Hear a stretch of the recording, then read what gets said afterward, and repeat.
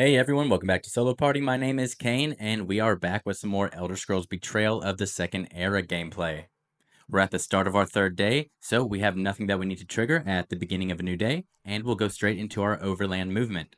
And since we just dealt with something a little bit unstable, I think we are looking to have a little bit of peace this time around. So we're going to move to the west here, going 1, 2, 3 into Ald Isra. And because we're on a peaceful landmark, we will draw a peaceful encounter. And we get peace and quiet. Sometimes it's so easy to get caught up in the importance of your task or the danger at your back that you forget to appreciate the beauty in the world around you. Tamriel can be a hostile place, yes, but it's also home to great kindness, feasts for the senses, and breathtakingly scenic vistas. It's important to catch your breath and take in the everyday wonder of being alive.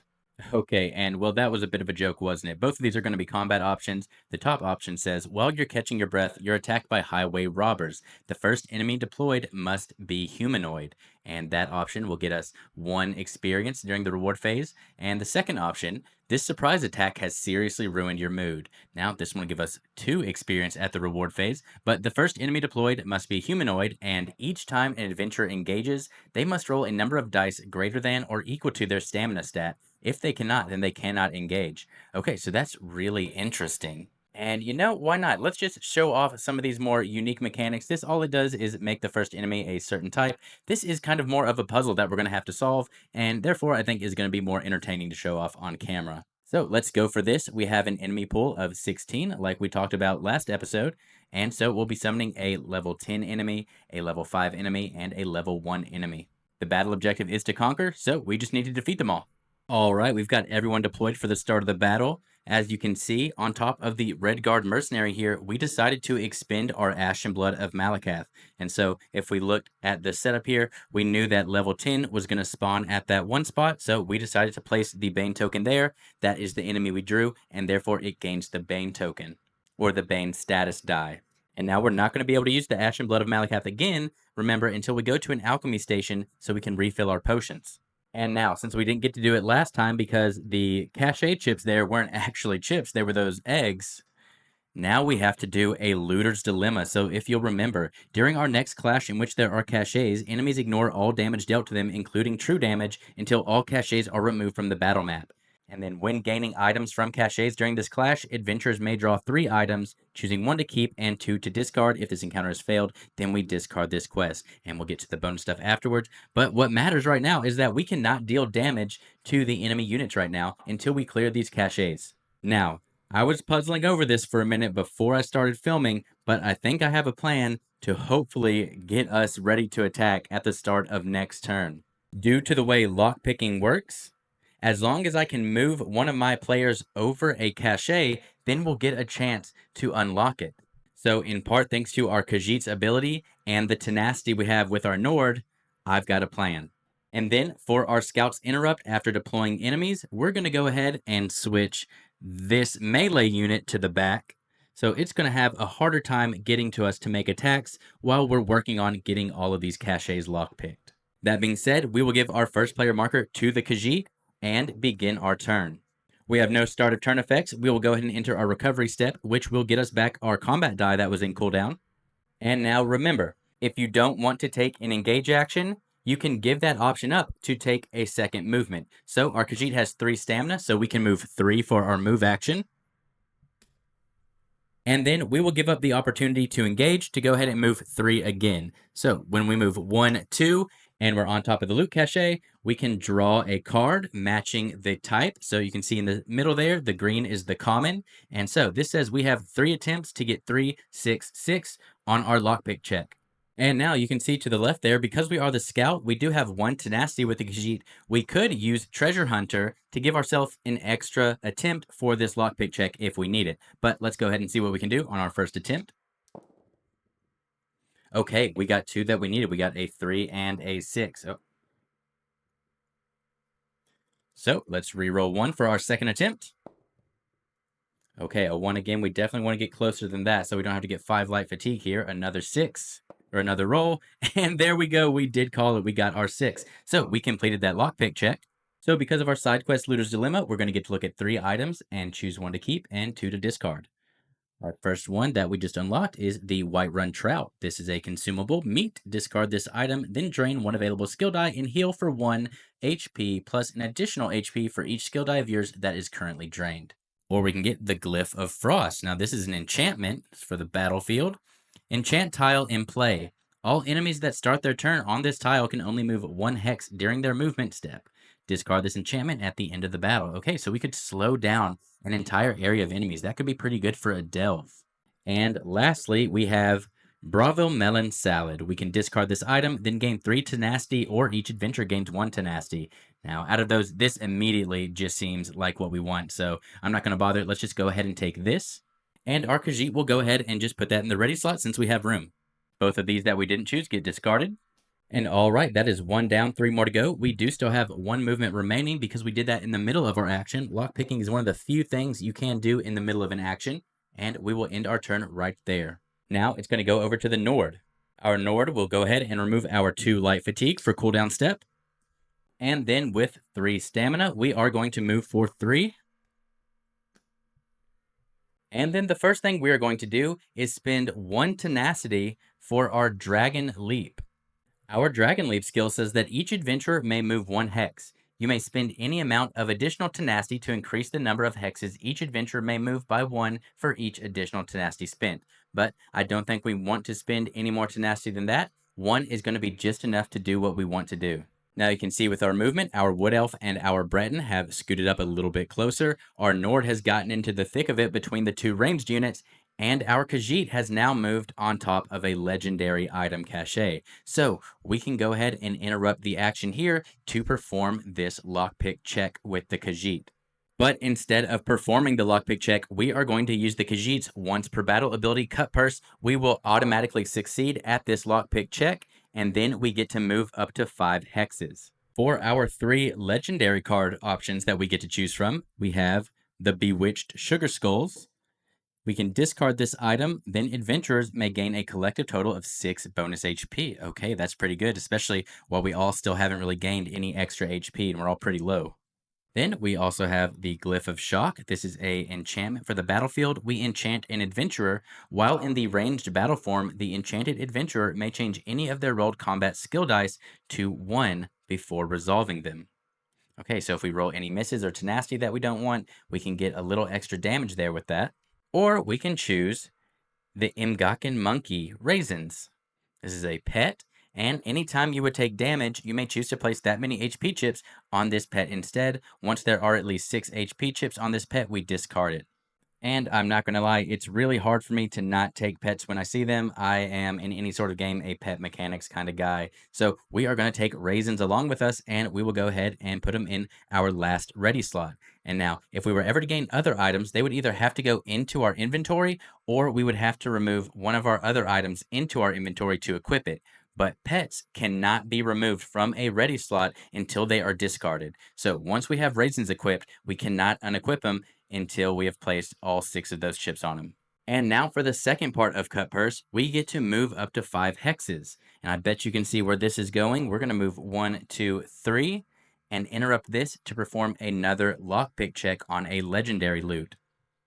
So that Cut Purse is only once per battle, so we will have to make the check for this one.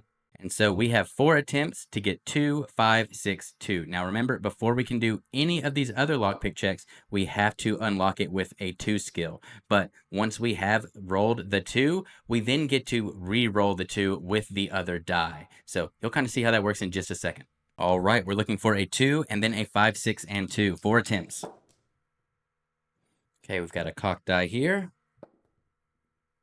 All right, so we got our 2. That is going to complete the first condition that we need. So now we can still choose to re-roll this. We cannot use that as our other 2 option. We still have to roll a 2 again, but we can keep the 5 and the 6 that we rolled. And so we have 3 more attempts to roll a 2. And I think I will call it, even though I have 2 more attempts, 1 is really close to where we need it. So just spending 1 light fatigue to go up to the 2 we need, I think is going to be worth it here for a legendary loot. And so once again, we are going to get to look at the top 3 legendary items and choose from those. First, we have Caramelized Goat Nibbles. We can discard this item, then heal a targetable level 1 or 5 beast enemy to full HP. That enemy becomes a companion controlled by you for the rest of this battle. Okay, that's actually really cool. We could take control of a beast on the field, and there actually is a beast enemy on the field right now. We could use that this battle. Or we can get, a barbaric hickory shield. So obviously this is a weapon item. You need to use it in defensive form. Deal 1 damage to an adjacent enemy for each combat skill die that was placed into an active slot this engage. And you can overtax it. When performing the above, deal 2 damage per die instead. Now that is really cool. That's not really something our Khajiit's going to be using, but maybe holding on to that, putting it into our backpack, and then trading would be really nice. And lastly, we have some golden gauntlets. These are some hand armor.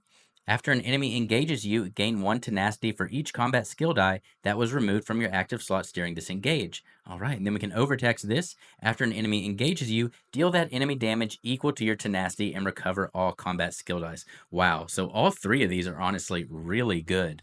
So I think I'm just going to keep it simple, choose the thing I know is going to be beneficial, especially to power up our Nord's once per battle ability. So we'll go ahead and grab this Barbaric Hickory Shield, put it into our inventory, and just hold on to it until we can trade it to the Nord. And now the Khajiit is still not done. With 2 more points of movement remaining, we will land on this common loot and perform another lockpick check. This is a 4-6-3, and we have 3 attempts. Attempt number 1. Okay, we will definitely hold on to a 4. And we still have that 1 tenacity we could spend if we need another roll. So let's go ahead and re-roll both of these. Looking for a 6 and a 3. Okay, we got our 6, and I think we'll call it here. We will use 1 light fatigue to make this a 3. So our Khajiit now has 2 light fatigue in the cooldown track, but that is not going to matter because we do have a cooldown stat of 2. So at the start of our next turn, we will get to remove both of those. And let's look at our 3 common items. We could get Akaviri pork fried rice. Discard this item, then gain tenacity equal to your highest level available skill die. Or we have an ornate scabbard.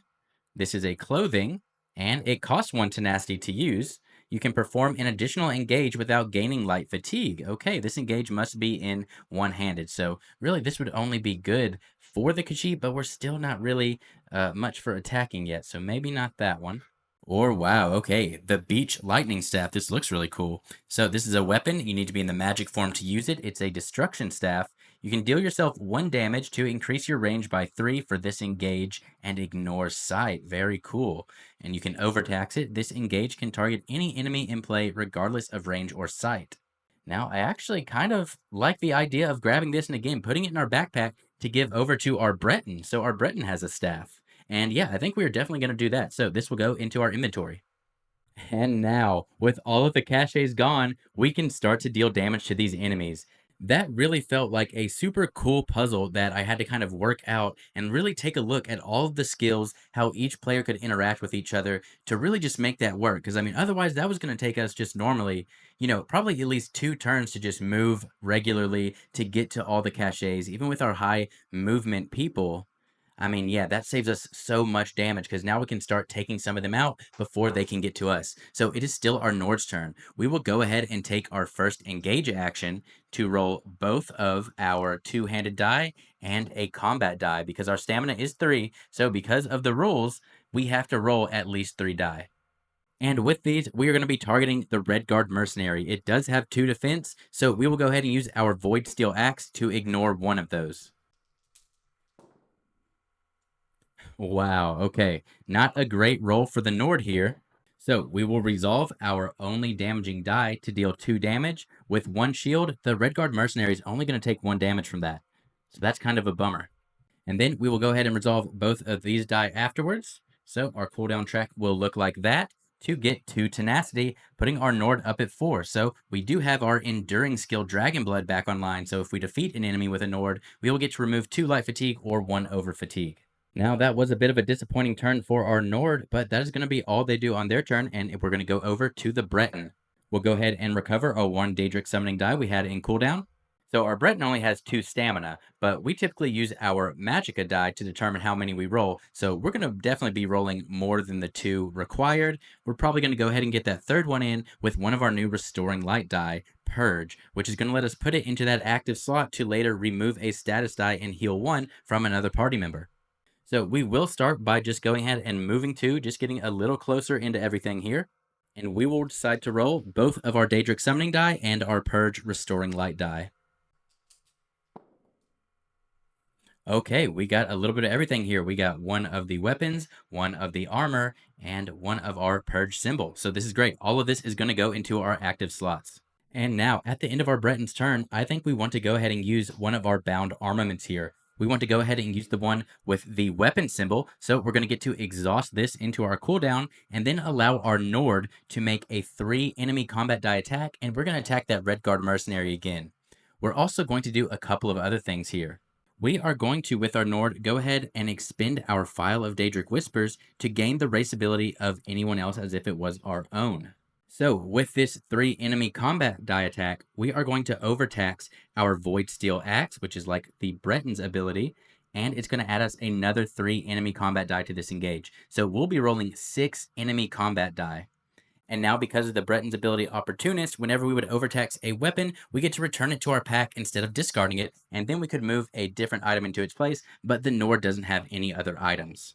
So we're rolling 6 enemy combat die. Its Ignore 1 defense is still active as well, so it only has 1 defense for this attack. And now let's see what we can roll. Okay, we got 1, 2, 3, 4, 5. Okay, so 5 minus the 1 damage. That means it takes 4. Oh, that is perfect. 4 puts it down to 1 HP, and with the Bane die on it, it will take 1 true damage at the start of its turn, and it will die before it can even activate.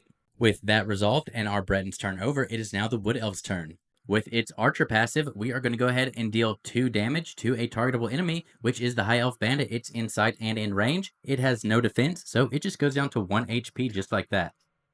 And we don't need to move to engage it. We have a range of 4, so we will just go ahead and roll an attack. We should have, of course, gained our combat and our snipe die back during the recovery phase, so I will go ahead and do that. Because we do have a stamina of 4, we do have to roll at least 4 die. So I have to roll both of my snipes and both of my combat die because, again, of the rules of this peaceful encounter. But that should definitely be more than enough to take out the High Elf Bandit. And yes, of course, 4 is greater than 1, so we defeat the High Elf Bandit.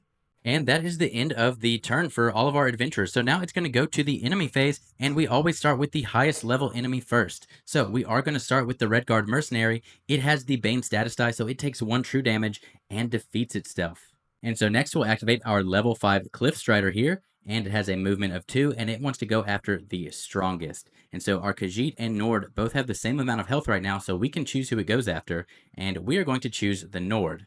And the reason is we are hoping we roll just the right amount of die to get the Nord on 1 HP, because if we can end this combat with 1 HP, then we'll get to upgrade our Dragon Knight to its master side. Okay, 3 combat die, no defense. We're hoping for 3 or less here. 3 would be really nice. Okay, and we did. We rolled a 3. That puts our Nord down to 1 HP.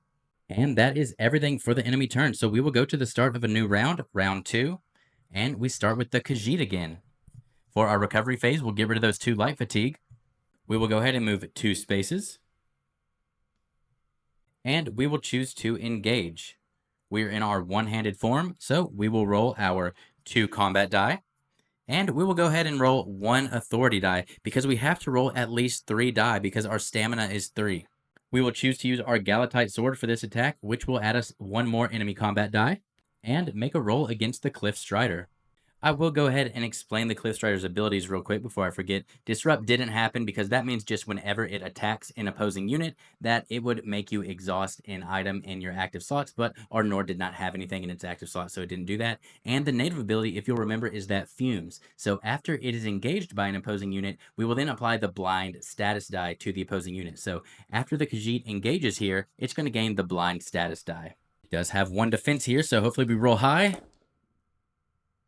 All right, that's pretty good. 2, 3, 4 damage and 3 tenacity that we can give to the Nord. It has 4 already, so giving it just that 1 tenacity does max it out at 5, but we will go ahead and do that and drain our authority die. And then 4 damage minus 1 defense is 3, taking the Cliff Strider down to 2 HP. Our Khajiit then also gains the blind status die. And while the blind status die is in your cooldown, this unit considers all units to be opposing units. If this unit engages, it can only target the strongest adjacent unit. Lucky for us, our Nord is at 1 HP, so even if we did make another engage action and attacked, we would get to target the Cliff Strider. But due to the rules of the Peace and Quiet encounter, we are not able to make another engage action because we don't have enough dice to roll equal to or greater than our stamina, so we're going to go to the Nord. We will get to unexhaust 2 of our combat die. But now, because we don't have enough die to roll equal to our stamina, we cannot make an engage action this turn. So our Nord is actually uncharacteristically about to run away. We're going to take 2 move actions to move all the way back to the starting tile. So yeah, now we're hiding back here behind the wood elf. We are definitely not going to be telling our buddies at the bar about this. And we will end it with the Nord and go over to the Breton. Now for the Breton's turn, we will recover our Daedric Summoning Bound Armaments die, and then we will spend 1 Tenacity to use Dive and deploy our companion unit, the Diving Cliff Racer, to go to battle against this Cliff Strider. And we don't want to heal all of our units because we want our Nord to end on 1 HP, so I don't want to use our other Restoring Light die, and I don't think there's anything else we want to do with the Breton, so I think we'll just camp out where we are and end our Breton's turn going over to the Wood Elf. The Wood Elf's cooldown will get it back both of its Snipe die, but again, we're not going to get to use those because our stamina is at 4 and we cannot roll 4 die. So instead, I think we'll just move a little bit closer to be in range of our ability, so maybe we can ping it if it's not already dead when our turn comes back around. Now, at the end of our turns, our Diving Cliff Racer will get to go. It's going to move 2 spaces here. Now, it's possible we take it out. We only need to roll 3 here on the die, and we roll 2. And we've got... Okay, 2. So that's all right. That does get through 1 of the defense, so it goes down to 1 HP remaining. And then now our Diving Cliff Racer will also gain a blind status die.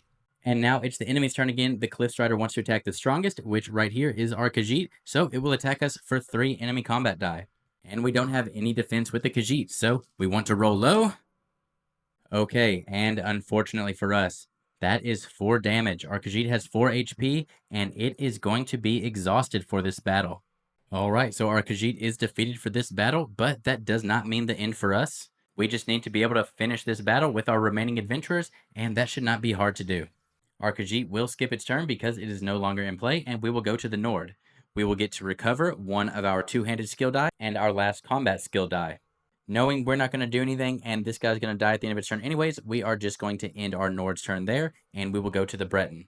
The Breton also doesn't really need to do anything for its turn, so we will skip our Breton's turn and just go to the Wood Elf and do what we were waiting for. The Cliff Strider is in sight and in range, so the Archer passive will trigger, dealing 2 damage, -1 defense, defeats the Cliff Strider, and since this was a Conquer encounter, we have won the scenario. And now we will go to the reward phase, where we are all going to gain 2 experience. We also successfully completed a Looter's Dilemma, but I honestly don't think we're going to do any of the additional stuff. We don't really have any items we want to discard. Everything we gain from that, we kind of want to keep and redistribute. So we just get to remove the side quest. It has been completed. And we want to make sure we raise our total party experience up by 2 as well. So we are now at 6. For our Breton, we've spent 2 of our experience to gain a new Daedric Summoning die, which is Expert Summoner. So this die is going to go into our active slot, and the combat stat and movement of companions you control are increased by X. After one of these companions engages, reduce this die by 1. If this die would be reduced to 0, exhaust it. So if we're going for kind of a companion summon build here, this is going to let us beef up our companions. Our Dragonite is going to gain another 2-handed skill die. This is going to be our Onslaught skill. And so it has 2 sides here. One is an instant that deals 4 damage to your target, and after this engage, gain a Bane status die. And so we have that Purge with our Breton that allows us to remove status dies, so I'm a little bit more okay with getting that option here. But we also have 2 sides that are Drain and just deal 5 damage to your target. So that is really strong damage output. And also, we ended on 1 HP, so our Dragonite is going to flip over to its master side. And so, the upgraded Dragonite is almost all the same, except for our Enduring Dragonblood ability. Now, instead of just after we defeat an enemy, it is after any adventurer defeats an enemy, they may remove 2 life fatigue or 1 over fatigue from their cooldown track. That is huge. So as long as we just keep our Dragonite at 3 tenacity, this is going to be a super good way to get those fatigues out of our cooldown of our adventurers. Now for our Khajiit, we are still going to try to save up a little bit, but two more puts us at four, so we cannot save all of that. So we went ahead and spent one experience to give ourselves a little bit more health. So we've already got that underneath our chip here, even though we were defeated last battle. So for the Khajiit, we still want to save up its experience points. So when we go to a town, and we might go do that next because there are a couple within three of us. But we did need to spend at least one unless we wanted to let it go to tenacity. But I figured let's go ahead and get an HP since we were just defeated that round anyways, and that'll start to help us get to healing a little faster.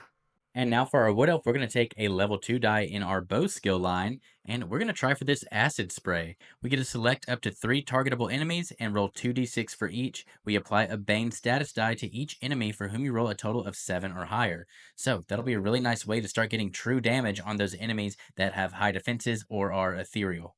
Now that we're done with our reward step, we go to the end of day step. So we'll activate our province effect.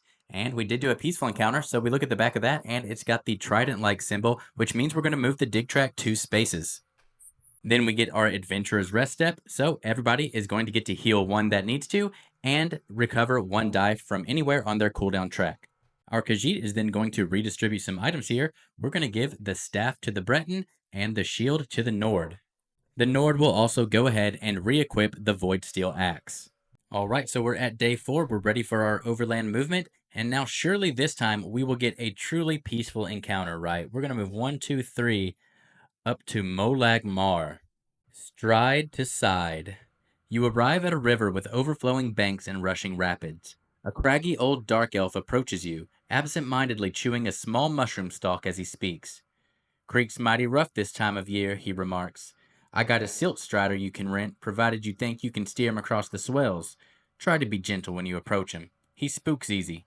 Okay, so at least the water is very silty. This is going to give us 1 experience point. We place an overturned 3-hex delve tile on the clash mat, positioned in either of the highlighted positions shown.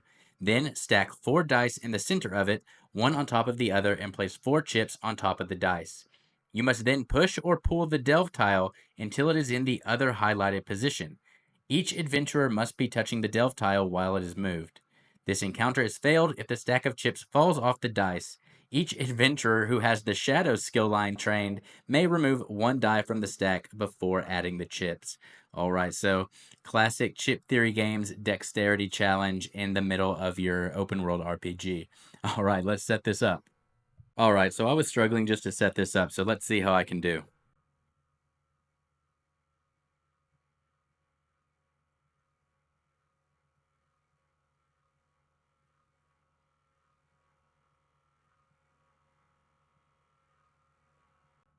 Oh, no. And I really thought I was getting somewhere with that. All right, so we failed that peaceful encounter, but no battles, no consequences. We just are not going to gain that experience. So with that failed, not much else we really want to do here. We'll go to the end of the day. We don't really get a reward. And if we look at the peaceful encounter, it also had no effect. So we're not going to move the dig track any. Our adventurers do get another rest step. So now our Breton has all of its dice unexhausted. Our Nord already had all of its dice recovered, but it will gain 1 more HP.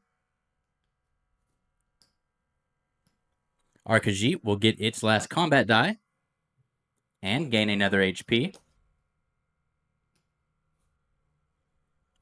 And our Wood Elf will also recover its last combat skill die. We are now at day 5, and I think this time we actually want to go 3 spaces down into Vivek City. So let's set up this town encounter and see what we can do. Vivek City. Perhaps the most holy city in Morrowind, Vivek City is named for the tribunal god who makes his home there. Mystical and grand, its ways are mysterious, from Vivek himself to the small moon that hangs impossibly above the city. Here we have the Shadow of Bar Dao. Adventurers must spend 1 tenacity in order to take a second town action. This would be ignored on day 1, so if you did a quest that started you in the city, you would not have to do that, but this is not day 1 for us. We are on day 5 now, so we will have to spend 1 tenacity to take 2 actions here. We have our 3 common items at the top and our 4 legendary items below that. We have our 5 trainers out right here. We did get a duplicate, but that's okay. And everything else is open here. And we also have in the town square the Ordinator Influence. As a group action, we can all spend 1 action to skip today's Activate Province effect. So if we wanted another turn of not having to move our dig track up, because if our dig track moves up anymore, we will raise our excavation level by 1. But being that we're already at 3, it's going to go over no matter what. I don't know if we want to do that because there's quite a few things here we want to get, but I guess we'll see if we have any actions left over. Starting with our Breton, we definitely want to train in the Destruction Staff skill. This is going to give us some more direct damage ability with the Breton. Next, our Nord is going to go, and we are going to grab these Mammoth Rib Nord Striders. So this is clothing, this is footwear. We can spend 1 tenacity, and for the rest of our turn, we may move through occupied hexes and may move an additional 2 hexes during your move action. So that's going to be really good to get our Nord right into the thick of things, get to the target we want for a huge attack. And since our Reveler once per battle ability doesn't require our weapons to be equipped to count towards that, we will go ahead and put our Dwarven Battle Axe back into our pack because we're not really using that as much as we use the Void Steel Axe. And I feel like the Barbaric Hickory Shield that we just got has a little more usefulness for us. Then the Khajiit, we got exactly what we were looking for with the one-handed skill line there. So because we have the Galatite Sword, we will go ahead and give this to the Khajiit. And then with our Wood Elf, I cannot resist taking the Spectral Chicken Cock-a-doodle-boo here.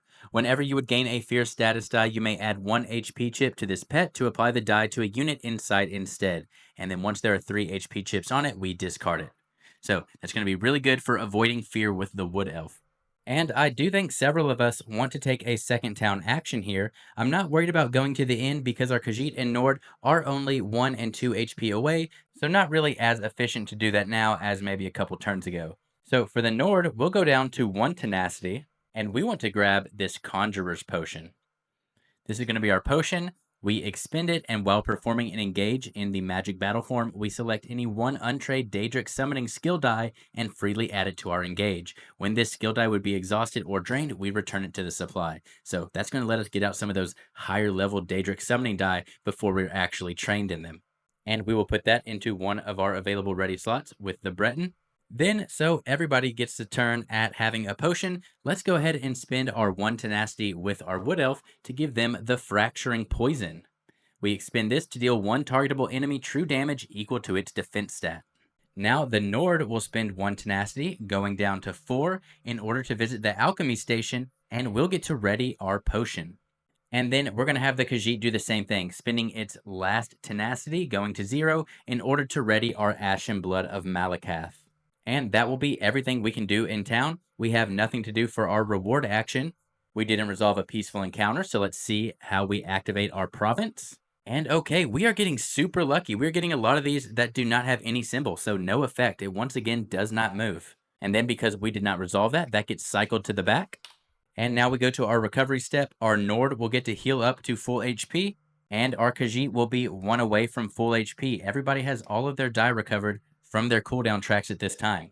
And now we can start day 6. So now I want to make sure that we can get to this dig site in 2 turns, and I don't really want to stop off in another city. So everybody is going to gain 1 light fatigue for us to gain 1 extra point of overland movement, meaning we can move 4 into this unstable location. And we'll roll our unstable die to see what kind of encounter we get.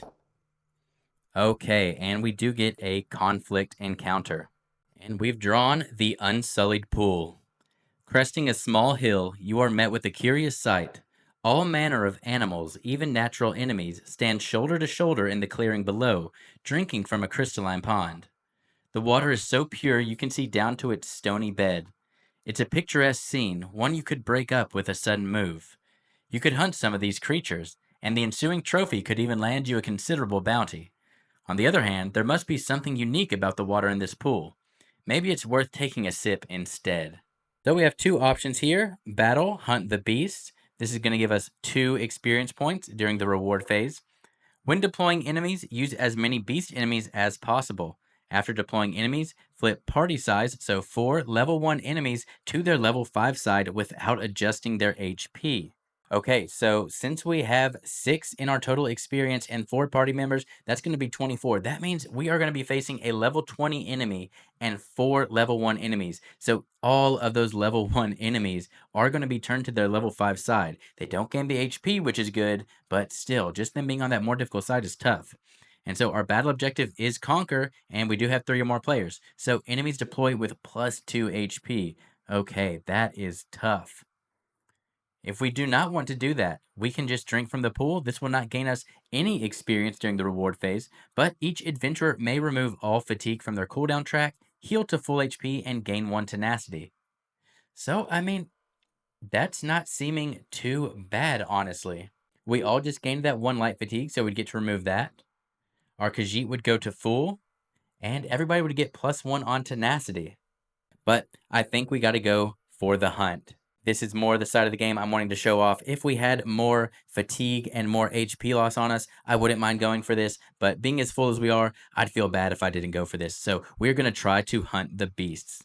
Okay, we've got everything all set up for this clash. As you can see, we did decide to use our Ashen Blood of Malakath. We originally had that on our level 20 that was in the center, but we've gone ahead and used our scout ability to swap these two enemies, making it take a little bit longer for our level 20 enemy to be able to get to us and start dealing damage. If you can see that, it's got a 5 combat stat. So it's going to be rolling 5 combat die against us. That is a huge number of damage. That could one-shot any number of our adventures, so we got to be really careful about how we tackle that. But we are going to save this clash for the next video. This has been Solo Party. My name is Kane. Thanks for watching.